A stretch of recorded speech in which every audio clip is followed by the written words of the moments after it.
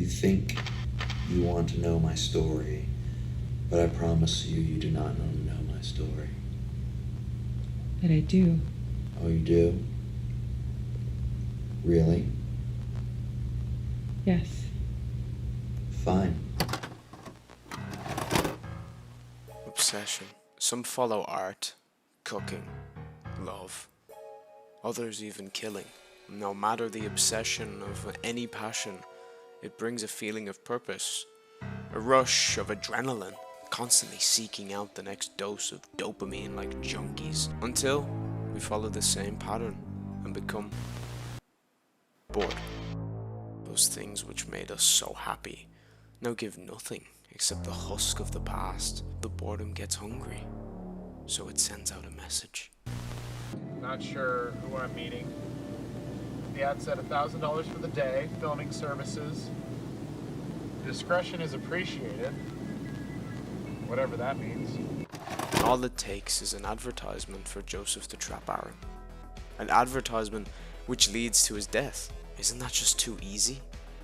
Fun for Joseph, sure. It satisfies the obsession temporarily, but that's it. It wasn't hard. It wasn't much different from any other murder. It was just part of the cycle. A cycle which can't survive forever.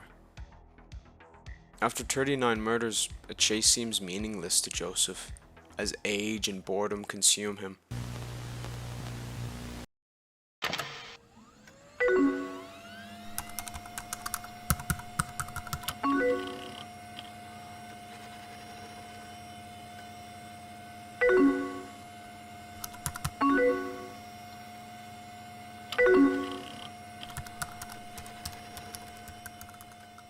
Wait, who is Joseph?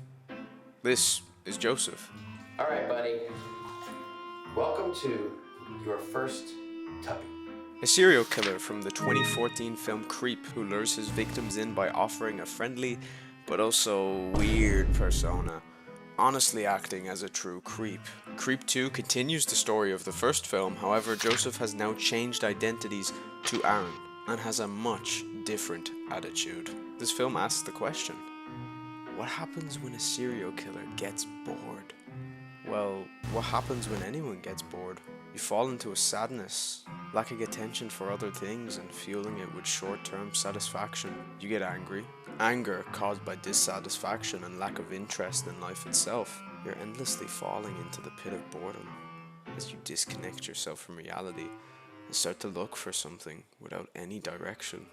The pit can last days, or months, or years, as you continue to fall away from all your other interests. Aaron is stuck in this pit, and so are many of us. Attempts to recapture the interest we once had in something fail. That hurts. It hurts to be refused entry into happiness just because everything is boring. Walking, boring. Other people, boring. Hobbies, boring. Yourself, boring. And like that, you keep falling into this pit. Feeling bored is torture, so distraction is necessary. For most of us, this involves our phones, endlessly scrolling. YouTube, Twitter, TikTok. It gives us the ability to escape from our boring life and watch others.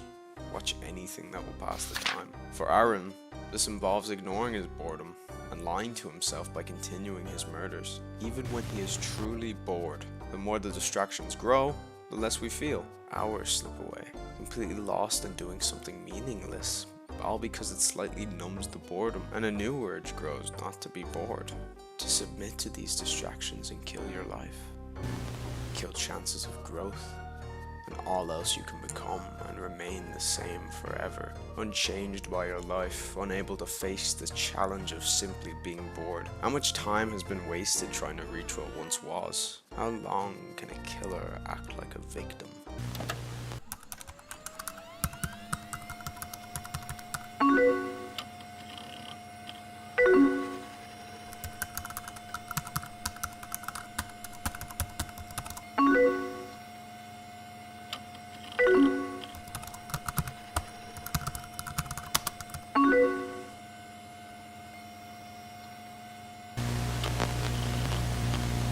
Sarah makes YouTube videos looking at the misjudged members of society that she meets from advertisements on the internet, one of these being Aaron, who he has lured to murder just like his other victims. But this time it's different.